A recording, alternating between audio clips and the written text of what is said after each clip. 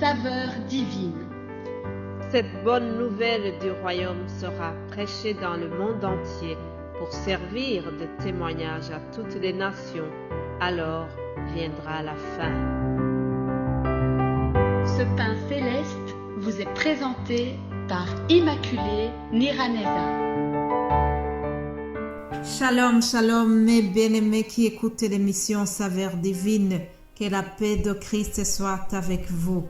Je remercie Dieu qui me donne le souffle de vie ce matin. Je bénis le Seigneur pour cette nouvelle semaine que nous commençons. J'espère que vous allez bien là où vous vous trouvez.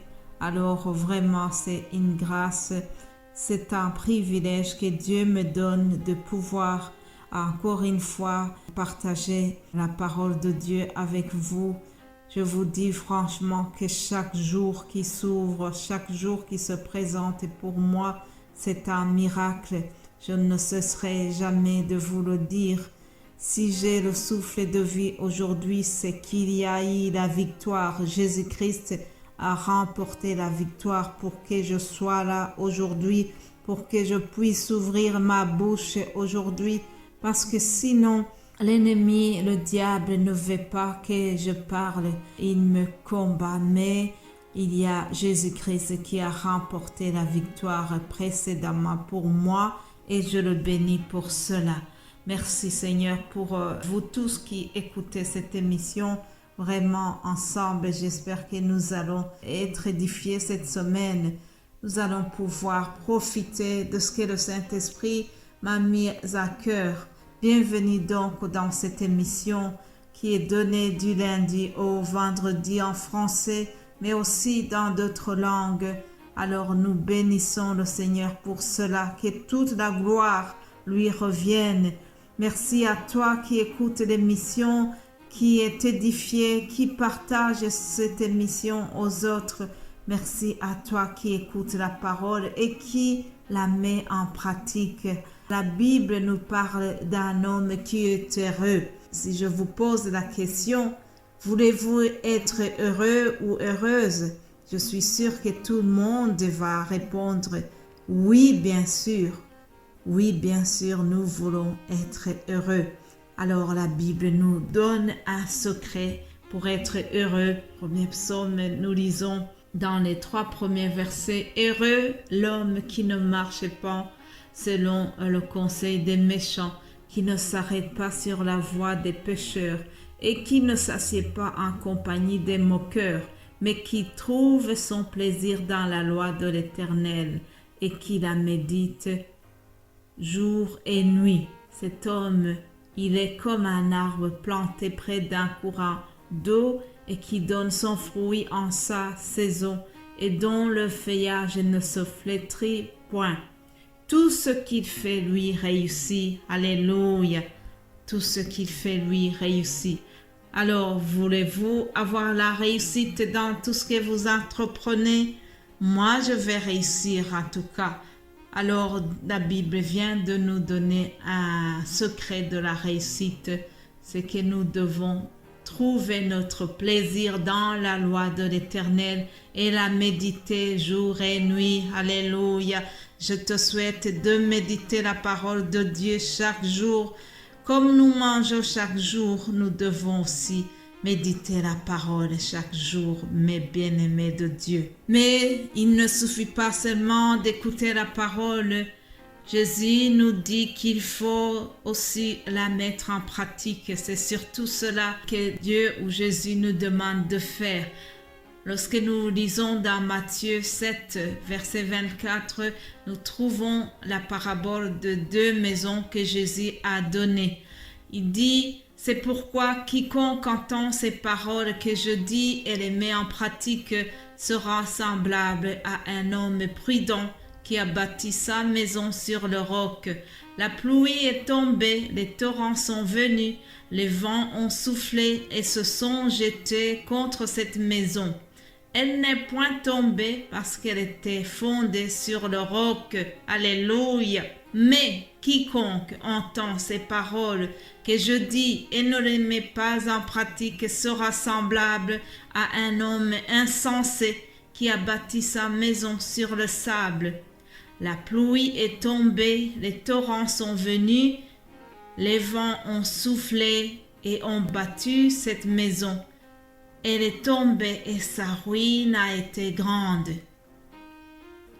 Après que Jésus eut achevé ses discours, la foule fut frappée de sa doctrine, car il enseignait comme ayant autorité et non pas comme leurs scribes. Alléluia. Chers amis, actuellement, on nous parle du développement personnel, le développement personnel. Jésus en parle de sa manière dans ce passage que je viens de lire. Il en parle en utilisant cette parabole de 2 maisons et nous donne un conseil très important. Ce conseil, c'est que il faut savoir comment construire notre vie. Remarquez que dans cette parabole, Jésus a valorisé celui qui entend sa voix, celui qui entend les paroles de Dieu. Jésus lui donne des bons points, Jésus lui félicite.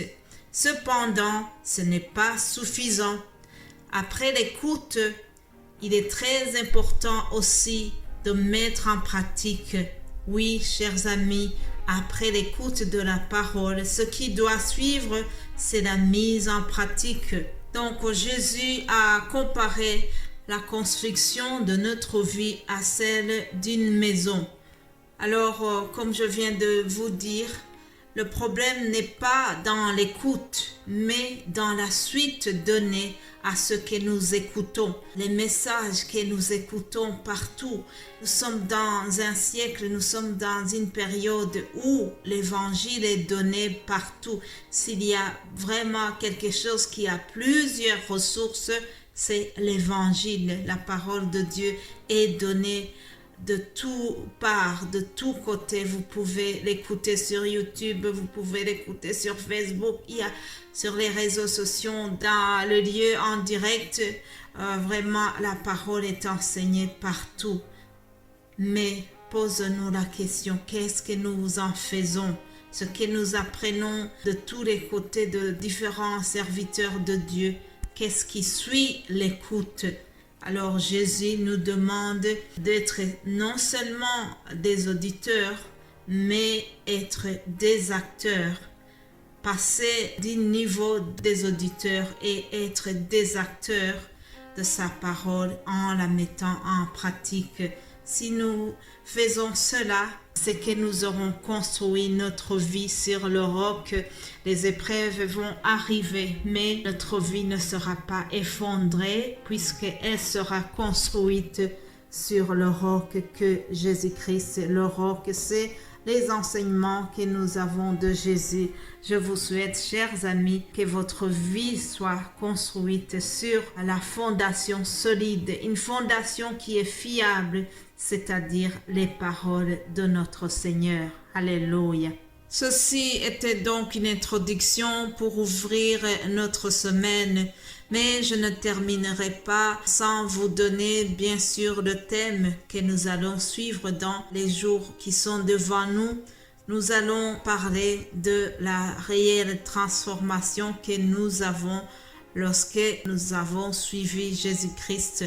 À 2 Corinthiens 5, il y a une parole que l'apôtre Paul a dit: si quelqu'un est en Christ, il est une nouvelle création. Les choses anciennes sont passées, voici toutes choses sont devenues nouvelles. Alléluia. Si quelqu'un est en Christ, il est une nouvelle création. J'espère que vous êtes en Christ. La plupart des personnes qui m'écoutent, je sais que ce sont des gens qui ont déjà accepté Jésus-Christ dans leur cœur. Mais l'objectif de ces émissions, c'est surtout pour que les nouvelles âmes viennent à Christ. S'il y a une prière que vous devez faire pour moi et pour les autres, chers amis, c'est que nous puissions prier pour que Jésus-Christ puisse conquérir d'autres âmes à lui. Et c'est le Saint-Esprit qui va convaincre les personnes.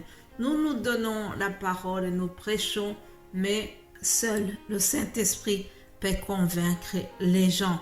Alors, prions pour que vraiment les gens soient touchés, soient transformés et qu'ils prennent la décision de venir à Christ. Voilà, chers amis, le temps est terminé. Je vous souhaite vraiment de passer une agréable journée, bonne semaine et nous allons continuer demain par la grâce de notre Seigneur. Amen.